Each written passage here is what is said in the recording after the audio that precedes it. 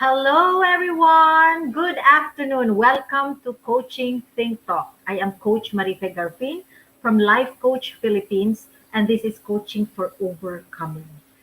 This coaching conversation is for individuals, especially parents, who are facing challenges in life of all sorts, and yet they still want to come out as the best version of themselves. And my mission is to empower every parent of every home to take a stand in mental health for themselves and for their children. So thank you for joining me live today. So please leave your digital footprints by letting us know where you're coming from. And please do tag a friend, yung mga close, mga besties, mga best friends ninyo, barakada, tag them. And share this video, circulate also this video link so that we will reach more individuals who may be needing what we are going to be sharing this session. You may also give a shout out to your friends, people whom you want to greet, and reach out with some inspiring messages. Comment lang kayo dyan sa comment section in this video. So if you're excuse me, watching this on a replay, please do comment hashtag replay. If you are watching, if you are, if you happen to just got this one, no, so you can just share whatever it is that you're connecting with or relating with the topic, even if it's a replay. So I'm streaming FB via FB page of Life Coach Philippines and YouTube channel Coach AI Connect. So if you are new in our platform, please like, follow, and subscribe. So today I'm going to be sharing with you um, all about overcoming. So I've been coming in and I've been sharing uh, talks on overcoming because this is a personal story also of mine. Being able to overcome so many challenges. So this is uh, uh, this is me. No, this is my regular slot here in Life Coach Philippine Coaching Think Talk, and you will always see me every 2 p.m. Wednesday. And I'm also as a master builder, I mean, a scholar to Master Coach Ace, 6 steps to a six-figure public speaking career training. So, and I am also a Master Builder Apprentice of Master Coach Ace Master Builder Apprenticeship Program, and we build a tribe as we help your unstoppable dream come true. Okay, so magandang hapon po sa inyong lahat. Ito nga pala po, let me give you the different pages you'll be able to find me. So this is my Facebook page for Health and Wellness Coaching Center. I am by background a nurse, no, a registered nurse who transitioned into becoming an entrepreneur.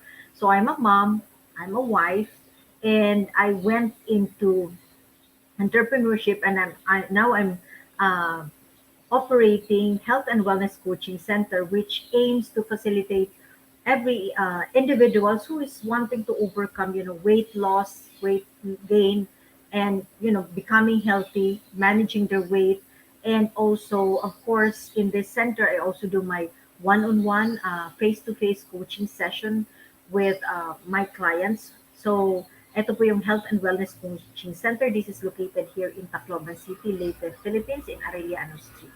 So this is my page for Health and Wellness Coaching Center. So if you want to reach me in this page, like you have some struggles with weight or nutrition, or you want to be healthy, you can reach me here.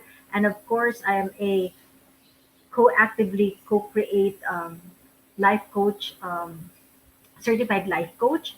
And this is also my page, Life Coach Marife, na bago na yan, old ano pala ito picture, no? And then this is also another page of mine, which a group where I do my gratitude prompt daily. This is the Healthier and Happier Community. If you want support in that area, you can also join me here. Just PM me. And of course, this is another Facebook page that my nth attempt to parenthood, which is what I've shared earlier, is to empower parents to take a stand in mental health for themselves and their children. So, well, before we start, let me encourage everyone not to just as you focus, as you give yourself the permission this time to just center yourself, focus, and listen. You can probably get, mga nuggets of wisdom, something like aha, something that realization, mga aha moments mo, you can curate it, you can get it, and then you can post it in your timeline, put the hashtag pack my bag moment and hashtag coaching TikTok. Usually kasi naman yung pack my bag moment is something really like something that you resonated with, that parang nag-confirm sa belief mo or something new that you have discovered. No? So you can share it in your timeline so you can also bless other people with that. Okay, so before I proceed, let me acknowledge yung ating mga fellow life coaches and fellow tribe learners here in Life Coach Philippines. Hello, Coach Glacy. Thank you for uh, joining me. And I'm pretty sure the rest are still coming in. No? So I hope that you're ready. So, hi, Coach Al. Thank you for joining me from Zamboanga. So, itong masaya no sa coaching Think Talk because when you just can like connect with each other even if you're far from far, are you coming from different areas of the Philippines and even in the world. No? Hello, Coach Lynn. Thank you for joining me. So, we're going to be talking about overcoming. Okay, so ito po yung topic ko talaga because I always believe that each and every one of us have a certain struggles, have certain challenges that we need to overcome. And when you talk about overcoming, it is being able to, you know, uh, like jump off or like go like uh, jump off from where you are, moving to parang nalalampasan mo. That's it, nalalampasan mo. My Tagalog is good. Nalalampasan mo, no, yung whatever challenges that you are in.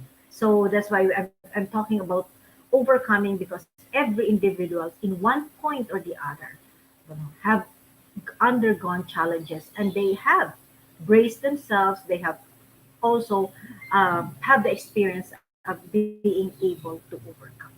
Okay, so if you look at the slides, no, what can you see? What's something that you see in the slides? Okay, so probably you'd see, it's actually a caricature of people now, caricature of people. And today we're going to be talking about overcoming the feeling of unbelongingness. So nakita nyo dyan sa pictures, no? Nakita nyo sa picture in the slide, no? Na lahat yun sila, no? There are four of the people there who looks the same, probably think the same, maybe have the same lifestyle, pero meron silang isa sa group na parang naiiba. Okay? Have you ever experienced like being in a group and like hindi ka makasakay sa usapan, hindi ka makasakay sa tawanan, and you seem like to feel different. You seem odd, no? Being there in the group. Tapos parang hindi ka talaga makasakay sa kanila. But you're friends. It doesn't mean that you're not friends with them. You're friends with them, but it's just that merong parang disconnect. Like you can't connect. Okay? So these are the things that we're going to be talking about this afternoon. Like overcoming the feeling of unbelongingness. Have you ever, in one way or the other, experienced that feeling of not belonging? Okay?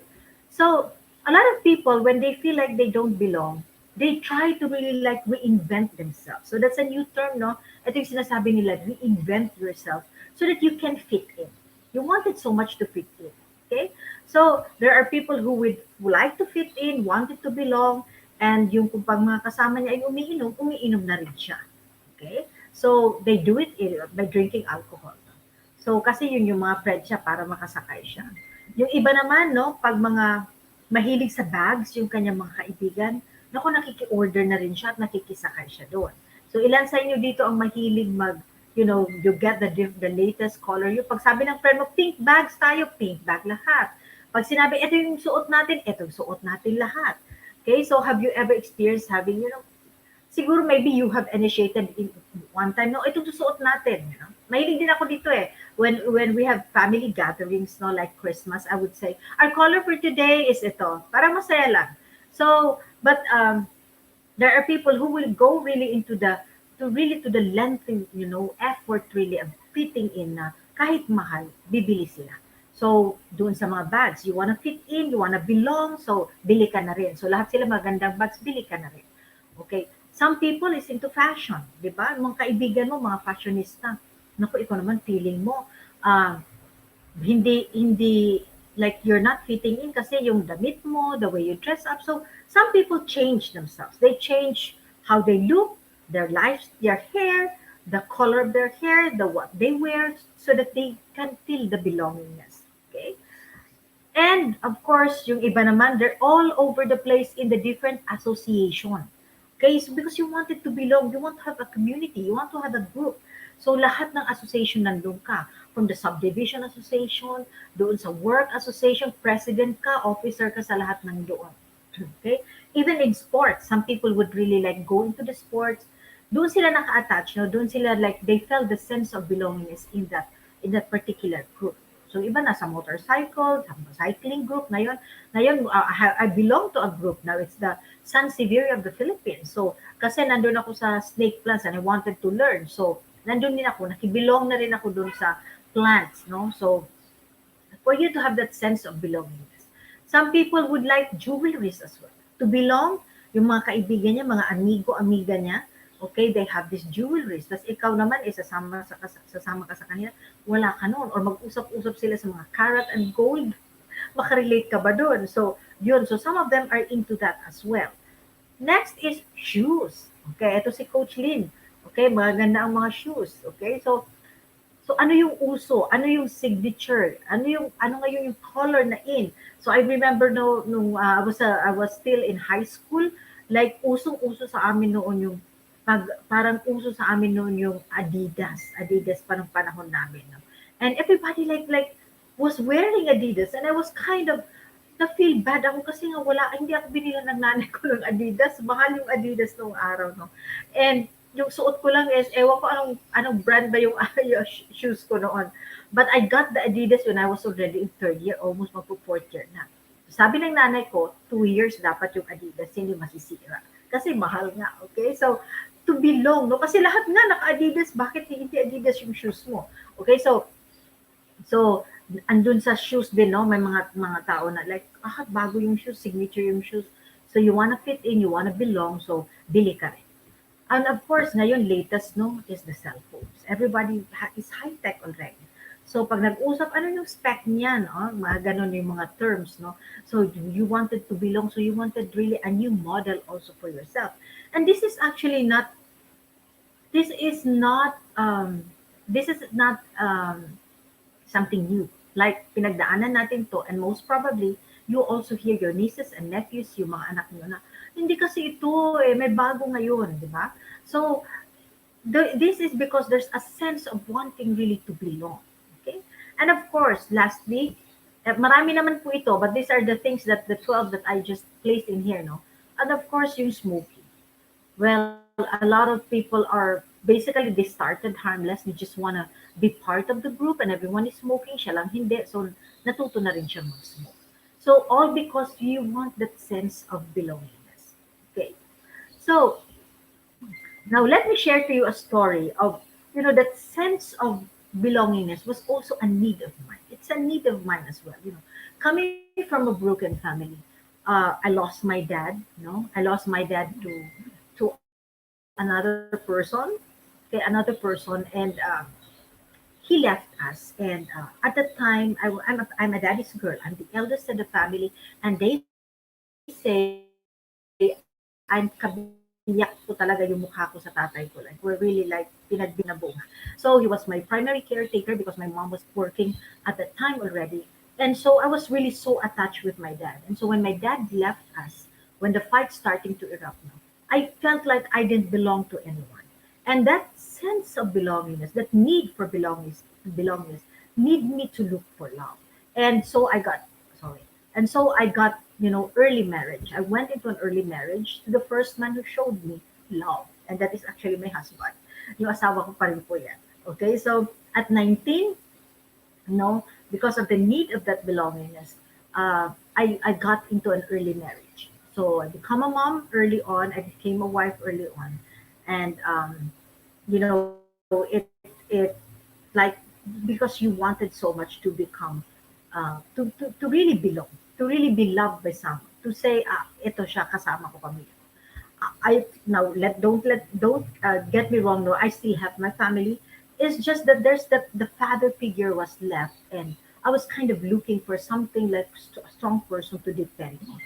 Okay, so this early marriage, of course, uh, stopped me from finishing college.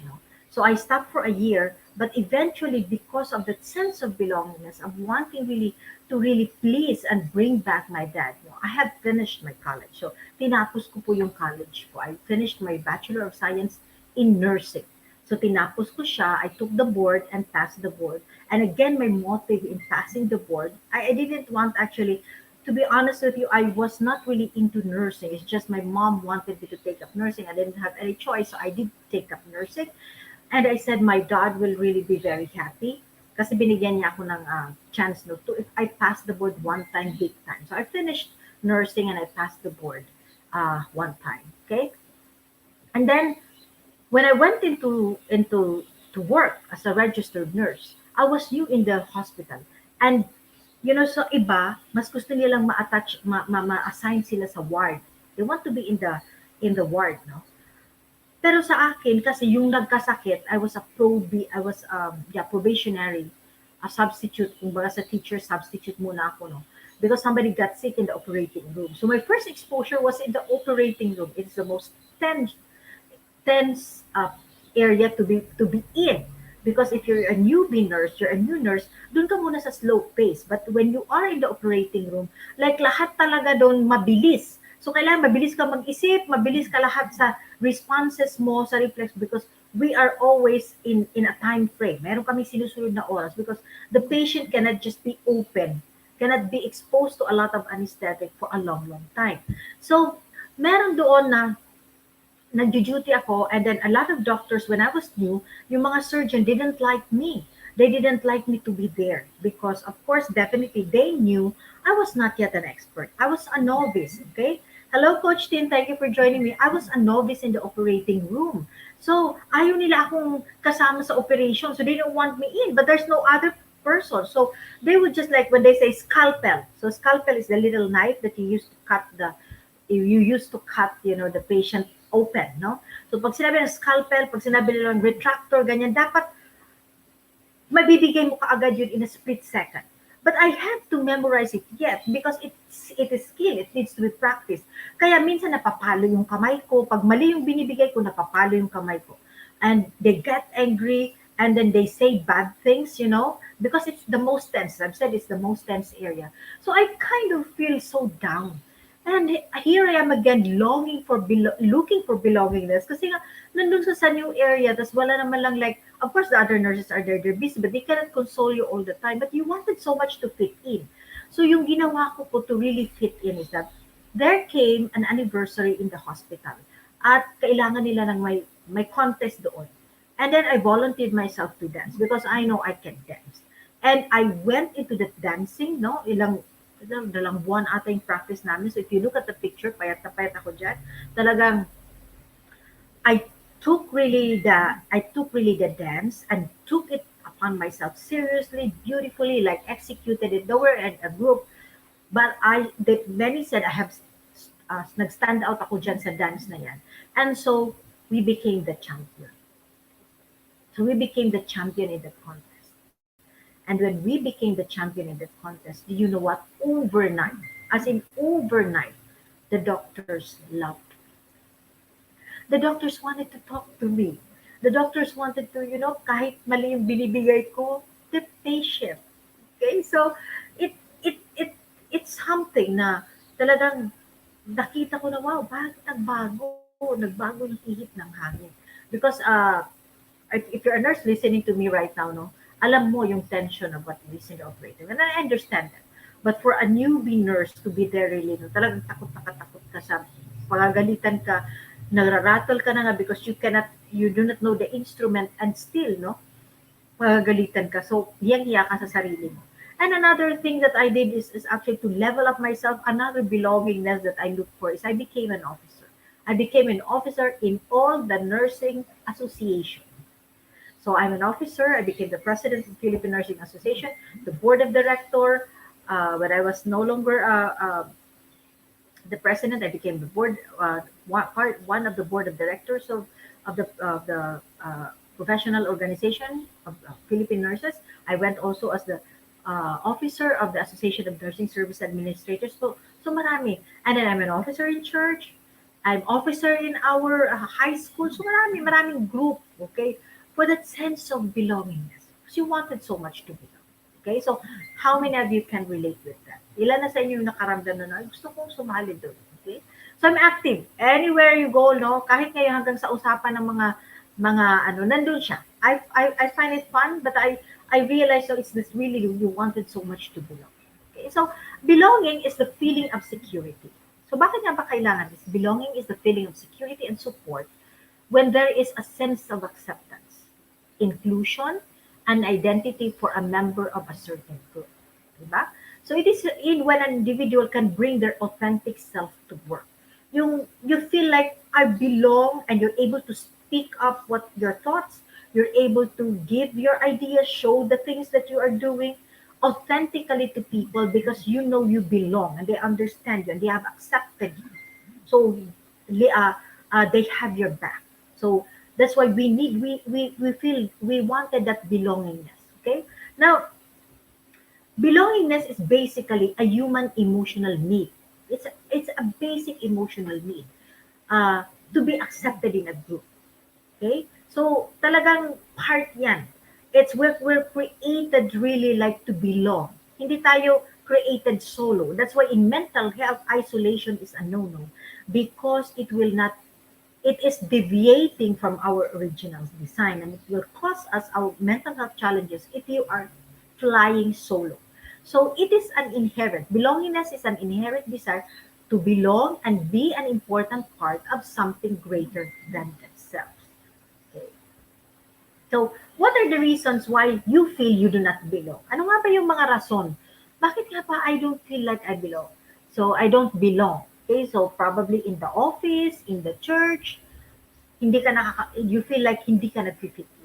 So, ano yung mga rason? Una, your worldview is different from the norm. So, you have a different way of looking at things. Different way, perspective. So, I do remember when I was still working as a nurse, no? So, pag dumadaan yung chief nurse at the time, meron siyang key. So, talaga nagkaklang yung alam na namin nandyan siya. So, everybody will like, really like, get out of the way. But I won't get out of the way. I would be there because hindi ko intindihan why people would get out of the way. Hi, Coach Cherries. Thank you for joining me. So, and then when there's a meeting, people will not speak up. People will not ask questions, even if they have questions. But I would ask questions. I will ask questions. Or I will give a comment. So basically, you're different. Your worldview is different from the norm. So kung lahat sila papunta doon, ikaw ay papunta dito. Talihis ka. So you feel like, bakit lahat sila papunta doon? Bakit ako dito papunta? Okay, so your worldview is different from the norm. That's why you feel you don't belong. The second is, you're not expressing yourself well.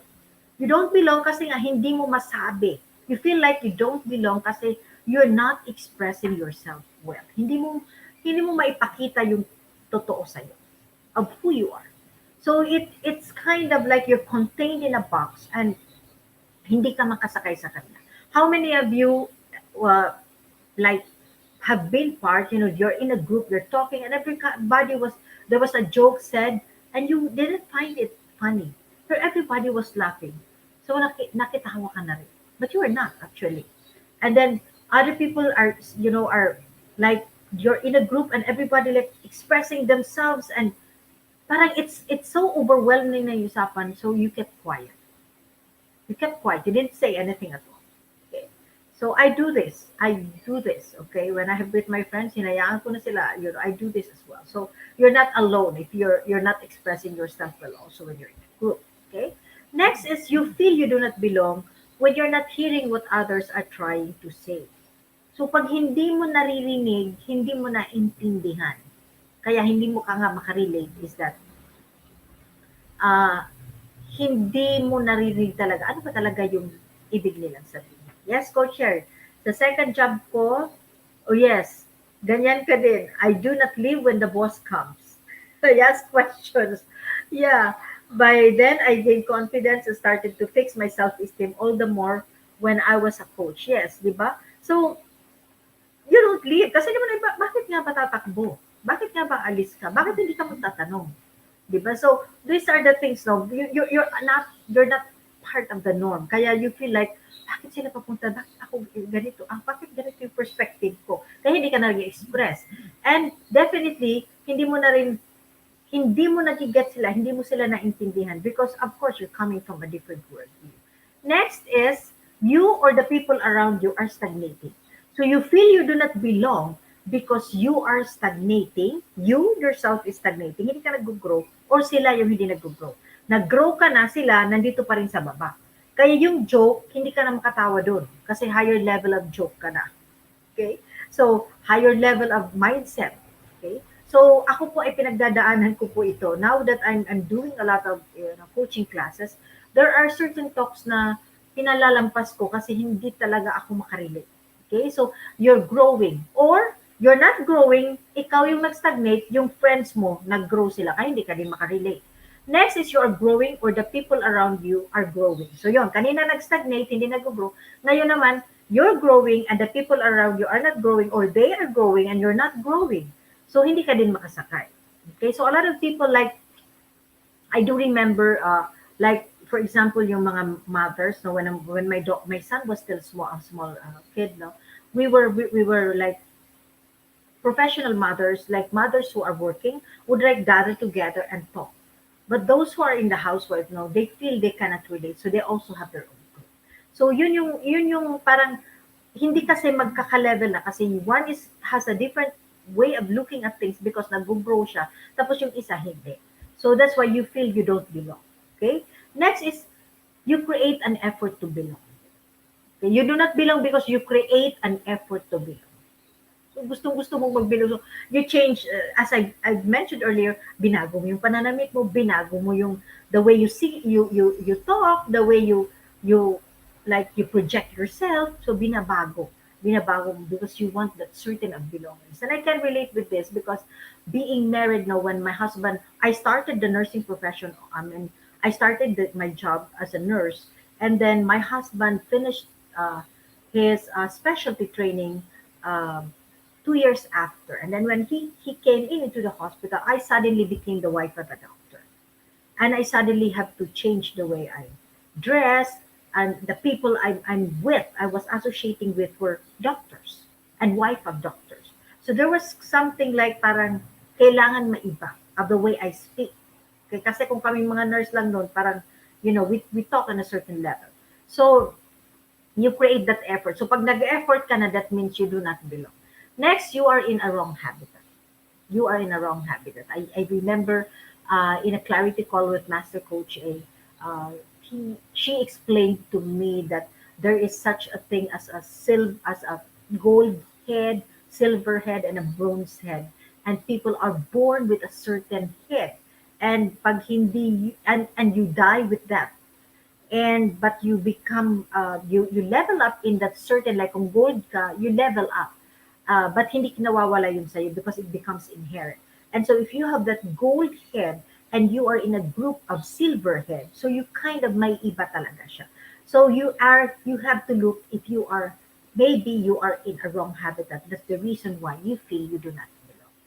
Okay, so according to Brene Brown, she is a professor, an American professor. No, she said there is a deep sense of love and belonging. The deep sense of love and belonging is an irreducible need of people. We are biologically, cognitively, physically, and spiritually wired to love and to belong and to belong. When those needs are not met, pag hindi siya na, we don't function as we were meant to be. We break, we fall apart, we feel numb, we ache, we hurt others, we get sick. How many of you can relate with that? How many of you can relate? Di ba? When you are in a space wherein you feel you don't belong, you become a different person from what you're originally designed, then you truly will fall apart. You become numb. I remember Coach Tricia, for the self-expression, no, kailangan talaga nasa habitat ka, isang space wherein you are able to like explore yourself, give up the best of who you are, so that other people, so that you can really like give what you have, because that is designed for your to share talent. But if you do not belong and your gift is not understood by other people, then nakukurtail yun. That's why you get sick, you get numb, you have aches. And definitely you hurt other people because they can't understand. Okay, so what are the I'm gonna give you today the tips of to overcome the feeling of unbelongingness. So there are plenty of this that you can do, but I'm just going to give you five. I think this is just about five tips that you can do so that you shake off a little bit of the feeling of unbelongingness. So first is assess. Assess yourself. How are you feeling? Okay, how are you feeling? What is going through your mind? What is going through your heart? Okay, and then assess the situation that you're in. Bakit nga ba there's a sense of unbelonging? Bakit nararamdaman ko to? Okay, bakit nararamdaman ko to na lahat sila tumatawa, ako hindi? Bakit hindi ako makarelate? Okay, you have to assess that. Assess, is it your perspective? Are you judging other people? Yung mga ganon. So assess mo lang. Not really to question your thoughts, no, but really look at things just like in a microscope din sa picture. No? Tingnan mo ng maigi. Bakit nga ba? Bakit nga ba I'm not into fitting? Ano yung mga reasons? Di ba kanina binigay ko po yung 8 reasons why hindi ka, 7, why you don't belong. Okay, why you feel you're not belong. So tingnan niyo po yung area niyo doon. Bakit nga ba nandito? Ano nga ba yung kailangan ko? Bakit hindi ako I feel this way? So assess. Next is accept the present. Kung nandyan ka, that's the habitat, that's what you're feeling, then accept it. Okay, acceptance, the secret of being happy is accepting where you are in life and making the most out of everything. So definitely, when you have accepted the situation, you know the next step. You will know the next step. Kasi malalaman mo na kung ano yung sunod na gagawin mo. So if after assessing, nakita mo I'm in a wrong habitat. Okay, so this is the wrong habitat now. I'm accepting I'm in the wrong habitat. So what is the next step that you need to do? So acceptance is important because if you deny it, you deny that you have that feeling of unbelongingness, or you deny that you do not belong, you just want ipilit mo na you are really belonging, then you're going to face you are that experience, that sense of belongingness, because that is your natural desire. Okay, next is understand you. Kailangan mong malaman kung sino ka, ano yung mga, who are you in terms of your values, okay? What makes you do this, what makes you do that, understanding your true north, understanding ano nga ba yung goal ko in my life, understanding you for who you are. Because when you do not know who you are, you're going to really like put yourself in a mold that is not yours. Pag pinasok mo yung sarili mo sa isang mold, okay, because you want to mold yourself just like the rest of the people around you, you're going to hurt yourself. So you need to understand who you are, because when you are understanding you get to be empowered. You get to know ano nga ba yung kailangan kong gawin. And when you are knowing you're able to get out of the mold, na wrong mold that you're in. And by then you're able to really like attract other people who are the same as you. Diba? Yung mga avatar natin. So according to Wu-Tang, do not chase people, be you and do your own thing and work hard. The right people who belong in your life will come to you and stay. So marami tayong mga suffering from many type of abuses, verbal abuse, physical abuse, because they feel like yun kasi ito na lang yung pamilya ko, ito na lang yung tao na nandito sa akin, lahat iniwan na ako. And so they want really like that they want like that they will truly suffer, no? They choose to suffer because they wanted that sense of belongingness. So kahit hindi nila ma-express yung sarili na, kinagalitan sila, it's okay kasi at least I belong to a family. I belong to someone. Okay, so that's not, you are truly hurting yourself with that because you are, as I said, not designed to fit in a mold that is not yours. So do not chase people. Understand you, because when you're understanding you, you will open the doors of yourself to really like open yourself to other people that will, understand you and will at the same time ma-attract mo sila, and you get to really like the real people who will truly love you, who will really appreciate you, who will celebrate you. And then commit to learn and grow. Okay? So may typographical error tayo dyan. Commit to learn and grow. So oftentimes hindi tayo we feel like we don't belong because sabi nga dito sa reason nung kanina, because we're stagnating. We're not growing. And yung iba, nag-grow na. So napag-iwanan ka. And there are, this is one thing now that I've had a conversation with my children. We like really what is comfortable. We like what is happening now. We like the environment. Di ba pag mga environment, gusto natin forever na lang na ganito. But you know what? Change is the only thing that is constant. And sooner or later, people will leave. People will go to a certain place because they're growing, and time really will just like bring you apart from each other because each of you have different purpose and meaning. May mga work tayo, may mga binigay sa ating mga passion and purpose, no, that we need to fulfill. So we drift apart. Even if we don't fight, okay, time will really bring us on a different level and a different season. At hindi sabay po yung season. Kaya yung best friend mo ngayon, maybe you will not be your closest friend 2 to 3 years from now. Because you're growing. And God will provide you another person. So we need to like prepare for it. We need to really learn and grow. So that we can be ready for another season wherein you'll meet people who will give you that sense of belongingness, yung ka-level. So commit to learn and grow. And next is practice the attitude of gratitude. Okay, so this is a journal, gratitude journal that I got from the Coffee Republic, and I do a live on this every day, Monday to Saturday. And and truly, when you are always your mind is really on the thanksgiving, of being grateful, of looking at the things that you have, you become actually a better person. You become a person of overflowing with joy, and you attract the same people. You attract the same people, and you grow. You grow as a person in the inside. So whatever insecurity, whatever hindi mo naramdaman yung sense of belongingness, you don't change yourself for the sake of belonging. But rather you grow authentically. You change authentically to the person you are needed for the season you're in. So practice the attitude of gratitude. Importante po yun talaga. It's a big help talaga yung you always see things, you're being grateful for a lot of things, no, in your life. You see the good stuff because you're able to see that gratitude allows, open your eyes to see good things. And of course, sabi nga doon sa isang quote, no, gratitude allows you to see and experience miracles each day. So practice the attitude of gratitude.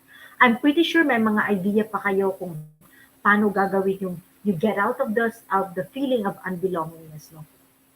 And this is one thing that one of the things that I'm truly grateful and thankful is I have that sense of belongingness in the tribe I'm in right now, where I'm learning, where I'm growing, and I feel that, and I'm unique and I'm authentic in talking with them. So ito po yung maganda. It's important because I am experiencing the sense of belongingness wherein I am designed to be, but at the same time, I'm leveling up and I'm growing myself.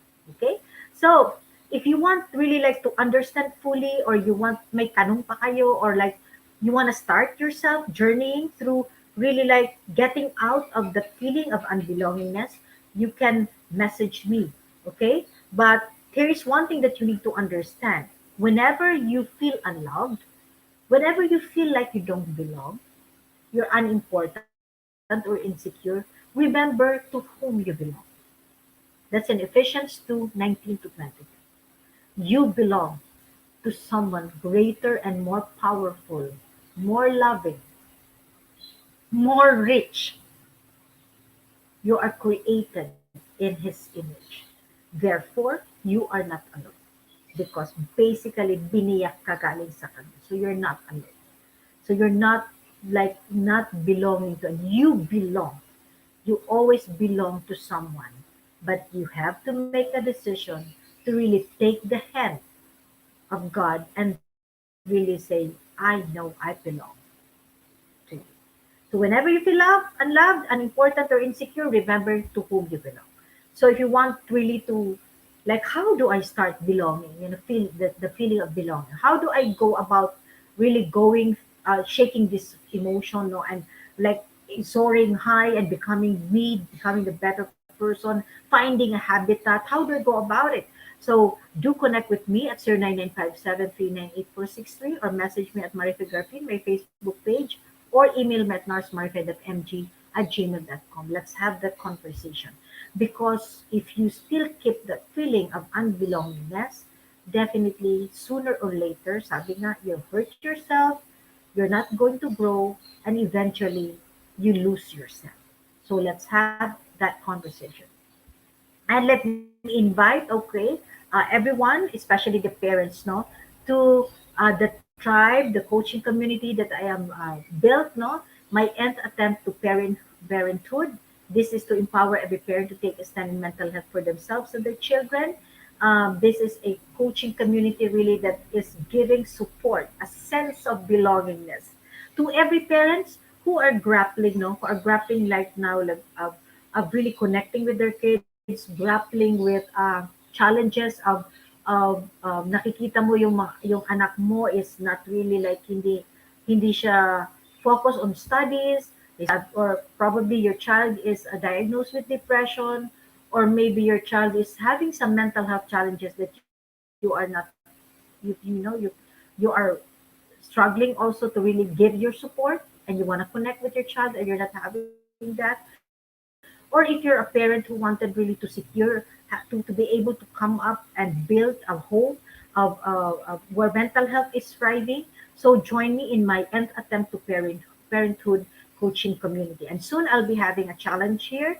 How can parenting be more fun? This is the Creative Parenting Challenge. This is a 5-day challenge that will commence on July 13 and will last until the 17th. Every 11 a.m. po, gagawa po ko ng Facebook Live to give you the Creative Parenting Challenge for the day. So I hope you're excited and you can join me here, no? So that mag-level up tayo and you can grow as a person. And let me invite everyone who was wanting so much to understand your kid, wanted to connect. So this is a regular program of mine. You can just PM me. I do this on one. I also do this in a group. So what matters, understanding your kids. This is a coaching workshop where we talk about generational gap, uniqueness of your kids, your uniqueness, and coming out, you will come out in this program with a ready step by step, okay, step by step action plan of what you're going to do so that you'll be able to connect with your kids. And then, of course, let me invite everyone to journey to courageous living amidst mental health challenge. Okay, so connect with me. This is a group coaching also and a one-on-one coaching, whichever you're fitting in. If you want to be in a class or if you want to do it on your own, you can just message me. If you're facing mental health challenges right now and you're struggling with it and you want to come out, to live a strong life, a courageous life, message me at 0995739846. And as I end this conversation, let me invite you to be part of what we're doing as an organization of professional certified life coaches. And as you can see in the slides now, you have the Be Learning card. Okay, so I'm inviting you to join and be part of the Be Learning journey for living smarter with monthly perks. So last May, Master Coach A launched the Be Learning Society. This is the 10th maker of Be Learning Home for Mental Fitness, and Decaf Coffee Republic is hosting the Be Learning e-card that unlocks the opportunities to smarter living with monthly perks. So ako po ay kasama sa Be Learning Society. Okay, so malakas pong makapa-genius ito. So you just hop in, no? First is yung monthly perks niya is 5% of food and beverage discount from Decaf Coffee Republic. When you order, you get 5%, especially the vegan meals now are amazingly delicious. Second is Mental Model Masterclass by Master Coach A, happening every third Saturday of the month. Uh, and the third is 90-minute coaching session with senior coaches from Life Coach Philippines. So tatlo yan na ma-experience nyo. So if you're curious, what is life coaching? Paano nga ba? Anong ginagawa nila? So get the B-Learning e-card and kunin nyo po lahat yung freebie na yun para ma-experience po ninyo. So this month, mental model masterclass is scheduled on July 17 at 7 p.m. So Master Coach A will teach the 80-20 mental model mastery. So ito talaga yung aking brain dito talaga ay nag-expand sa mga ganito because these are newbie to me because coming from the hospital, hindi naman namin po pinag-uusapan ito. Okay, so but I enjoyed it so much. I like learning and getting new learning and new ideas. So learn the mental model behind the 80-20 rule and discover how you can apply it in almost. So lahat po, kasi mental model ito. So definitely your brain, you carry with you wherever you may be. So every area of your life, you can apply this and accelerate your success, whatever you may be doing. Okay? And next is, for individuals who intend to embark in a journey of becoming a certified life coach, Master Coach A is now offering co-actively co-create life coach certification program. I'm a graduate of this. I'm in class one. This is a comprehensive approach to learning and mastering coaching as an active process of creating a new path to achieving results in life. Okay, and so that success is inevitable in every coaching relationship. So it includes a 21-day web based learning, a 3-day live coaching boot camp. You should never miss that with Master Coach A, and a 3-day live business boot camp with senior coaching team. The program package also comes with many other bonuses. So connect with Coach Rizal at 0917-586-1661 to discover the opportunities awaiting for you in this profession. So do join us for another coaching conversation later with Coach Maureen for coaching for single living. So once again, this is Coach Marife Garfin from Life Coach Philippines, Coaching Think Talk. So coaches like us think and talk like this. This is us in the Philippines. Love bomb boom, love bomb boom, love bomb boom. Thank you so much for joining me. God bless everyone.